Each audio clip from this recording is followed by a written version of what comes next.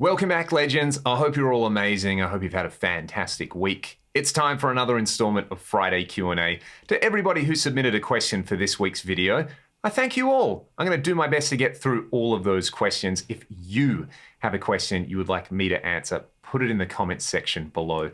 And if you want to support what I do on the channel, there are some links in the video description where you can sign up to my Patreon, or you can buy some of the music that I make with my band Fractal. For now though, let's answer some questions.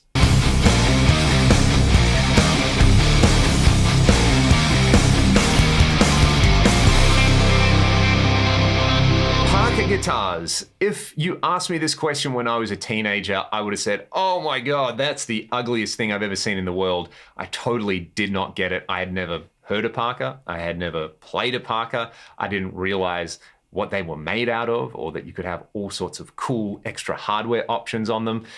Because let's face it, most 15-year-olds, especially when they're me, are total morons, and it's not a Telly or a Strat. I'm not interested in it. I got the chance to play one for the first time about 10 years ago, like an original Parker Fly, and it all made sense. You know, so light, incredible sculpted contours on it. The playability on this particular example was really, really great, and it still sounded pretty much like a guitar. So I think the Parker Fly, while it's definitely not everybody's cup of tea, deserves its place in the annals of guitar history. It's a very, very important design, and especially Ken Parker and a lot of the other designs he's worked on. I realized that there are more to Parker guitars than just the original Parker Fly. He was kind of the person who probably kicked the door in for things that aren't just a variation on a Telecaster, Stratocaster, or Les Paul made out of wood the way people did it in the 50s. And whether you look at companies like Aristides or Rubato, who are making, you know, guitars out of non-timber materials, or you look at a company like Strandberg, who have some really interesting design elements that are now part of the guitar mainstream, probably all dates back to those original Ken Parker guitars. And, you know, if it wasn't for the original Parker Fly, I don't know if we'd have the kind of variety and diversity that we have in modern guitars. Maybe we would. Maybe you should let me know in the comments if you think that would be the case. And if you're a Parker fan, please tell me all about why you love those guitars.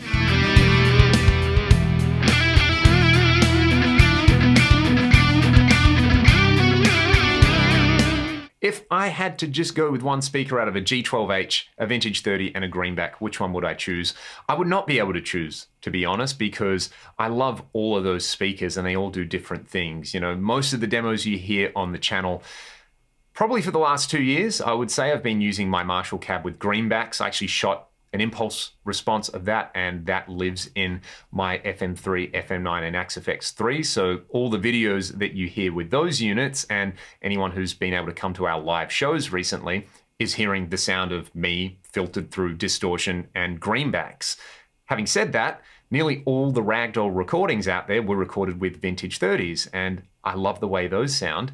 And also the G12H, some of my favorite records of all time use that particular speaker. I don't own a cabinet with a G12H though. I would add the Celestion G12T75 into that mix. A speaker that, you know, probably doesn't get all the love that it deserves. I've got a dedicated video to the 75-watt Celestians, and I think a lot of Marshalls sound fantastic through them. They've kind of got a similar thing to like a high-powered Greenback. Of course, you've got stuff like the Creamback, and you've got Celestion Golds and Blues, and speakers are just this wonderful world, which I think once you get a taste of, you realize how many of your favorite guitar tones actually rely on the speaker choice a little more than, say, the gauge of string or the pick or even the model amplifier that somebody's using.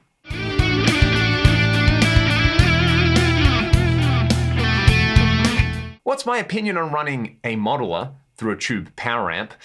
It's something I haven't done for a long time. I should probably do a video on this. I do remember maybe 10 years ago, a lot of people were running stuff like an Axe-FX Ultra or a Pod HD 500 through something like a Boogie 290 because they loved the way that particular power amp sounded with a digital modeling preamp section. I think a lot of things have come a long way in the ensuing decade, but look, if you like running through a guitar cabinet and you like the thump you get out of a tube power amp, you're probably going to love any of the latest generation of modelers through that tube power amp. I've got a Synergy Syn 5050 sitting in my rack that I use with my Syn 2 and most of my other preamps. So might be a fun one to bust that out and just hear something like the Axe effects. Even like I've got an old Pod XT here. Might be interesting to see how that sounds through that particular unit. If you want to hear that video, let me know in the comments.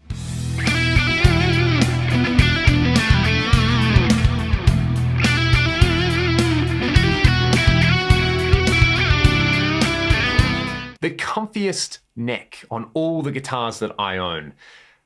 I would kind of class myself as maybe guitar neck agnostic.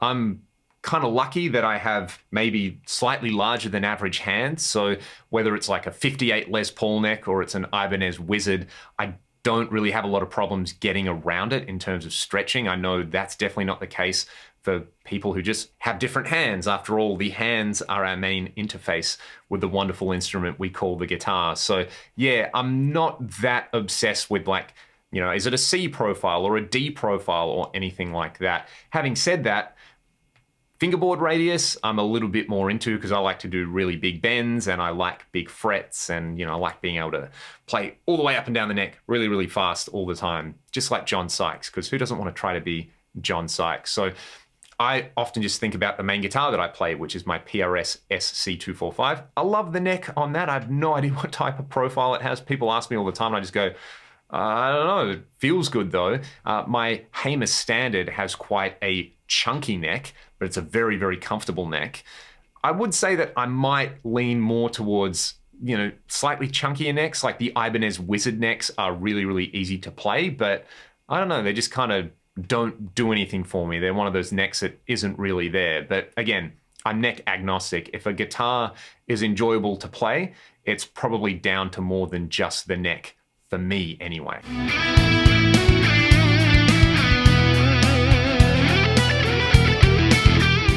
I spoke about Fate's Warning a few Q&As ago. Maybe it was more than a few Q&As ago, but I do want to do a video looking at some of their finest moments, guitar tones, riffs. Maybe we'll do a 5 killer riffs episode for Fate's Warning in the not too distant future. So if you have particular songs or tones you would like me to cover, let me know in the comments. If you're into that kind of, you know, progressive metal scene from the mid to late 80s, I think you're all really going to like the next installment of 5 killer riffs because, you know, it's a video people have been asking for a long time. And people always say Fate's Warning and they say this other band in kind of the same breath. So you can probably all guess what it's going to be. Look out for this week's 5 killer riffs.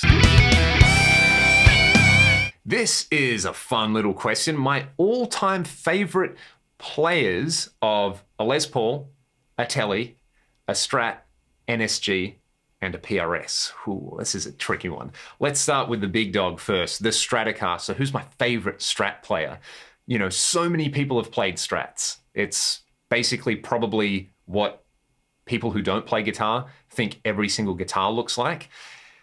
I'm probably going to have to toss a coin between Yngwie, because Yngwie does his Yngwie thing on his Yngwie Strats, and Ritchie Blackmore, because when I first got started playing guitar, Deep Purple and Rainbow and just Ritchie Blackmore in general were the reason I really got into playing guitars. So yeah, maybe let's go with Blackmore because Blackmore influenced Malmsteen. So if you didn't have Ritchie, you wouldn't have anybody else kind of abusing Strats. And, you know, everything that Blackmore did, guitarists are still trying to do today. So I think if you look at, you know, just the way he played riffs with so many inverted power chords, and then his use of extended scales, whether it's stuff drawn from classical music or Eastern European music, Ritchie was just phenomenal.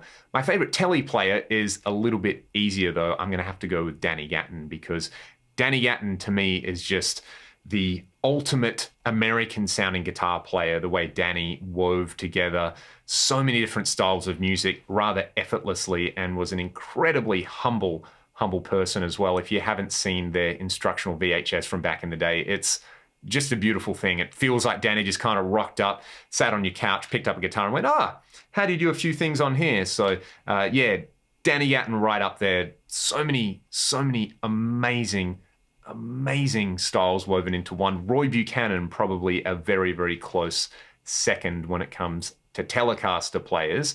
Who else are we going to talk about? The Les Paul, I'm probably just going to go straight out and say Scott Gorham from Thin Lizzy, because Thin Lizzy was the first rock band I ever got into. And again, I said Blackmore is one of the reasons I started playing guitar. Thin Lizzy would be one of the other reasons as well. And that Live and Dangerous cover is just etched in my memory, and seeing Scott at the back holding a Les Paul.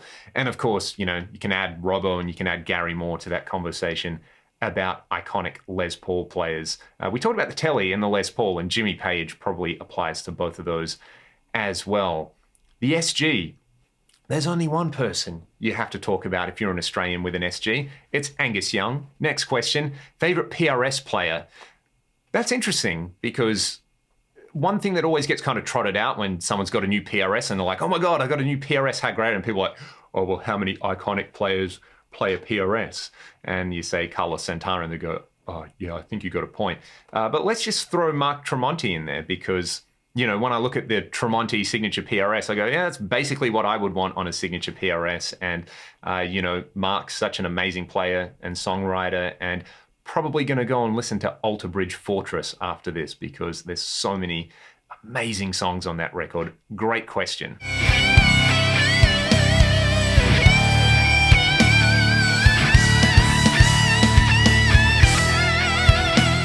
Am I still doing guitar lessons? Yes, I am. You can find my email address if you navigate to some tab on YouTube. And if you're interested in taking lessons, I do have some slots for new students. And a massive shout out to all my current students who are an absolute bunch of legends. And I'm so fortunate that I get to sit down in here every week and teach guitar over Zoom and hang out and just, you know, get to talk about all our favorite guitar styles of music like we do on the channel, but get super granular about it. So to any of them watching, I love you guys, and I hope you're having a great weekend. We talked a little bit about coffee and my personal coffee preferences last week. Thank you to everybody who left a comment in last week's video telling me how they like to roll with their particular taste in coffee. A question came up about my favorite grinder though. I've got a pretty basic grinder at home that I use that gets the job done. I've also got a little really cool travel hand grinder that I actually use a lot. I really like the whole ritual of, you know, manually grinding the beans, and then the flare is a manual espresso maker. So it's basically, you know, you got to take the electricity element out of actually boiling water. I guess if I boiled the water over a fire, maybe it would be totally manual espresso, but that's not the point. I like that ritual in the morning of, you know, being like, hey, it's only going to take 90 seconds, 120 seconds. If you can be patient about this, you can be patient about all the things that are going to pop up during the day. But I would absolutely love to get a niche zero grinder at some point.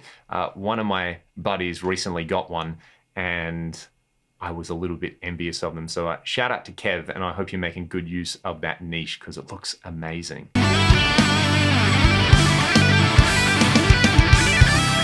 We'll end today's questions with a couple of questions rolled into one. I've been getting a lot of questions about, you know, should I get an FM3 or an FM9? I think I mentioned this in the FM9 videos that I've done, but basically it just comes down to a use case scenario. Do you need dual amps and the ability to run dual reverbs and really affect heavy presets? In which case, go with an FM9. If you just want the kind of essentials for a gigging rig, maybe an FM3 would be more to your liking. And of course, with the FM3, you can add an FC6 or an FC12 or any other MIDI controller. I know quite a few people using stuff like the Morningstar MIDI controllers or the RJM MIDI controllers with a lot of success. So probably more a case of actually sitting down and thinking, hey, what do I really need and what do I really want? And do those things coincide with one another? Or is it more a case of like, oh, I want to be able to do all this stuff at a gig, but really at a gig, I'm only going to do this much. So that might answer your question there. Another one came up about running a wet dry setup with an FM3. So in this case, I'm imagining you're using the FM3 just for effects, and then you are using two separate guitar amplifiers. That's really easy to set up. You just go into the FM3, add whatever stereo effects you want, and then I would come out of output 2. You can use mono effects, of course, because you're doing wet dry. What am I talking about? It's not a stereo rig. Anyway, you can do stereo really easy, and you might actually like stereo a lot more, but I'm not here to tell you what you do and you don't like. It's really easy. You use output 2 one goes to one amp, the wet signal goes to the other amp. And because they're coming out of the same unit, you're not having to worry about things like phase or anything like that. They're going through the same set of converters. They're coming out and they will be perfectly in phase. And that's assuming that your amps are in phase. If your amps are out of phase, then you can easily correct it on the FM3 itself. So kind of seems like win-win in that situation. That is all for this week's questions though. Thank you so much to everybody who submitted a question. If you've got a question you would like me to answer on next week's video, put it in the comment section below. I will do my best to get to it. And I hope you all have a fantastic week wherever you are in the world. Take it easy and I'll see you next time.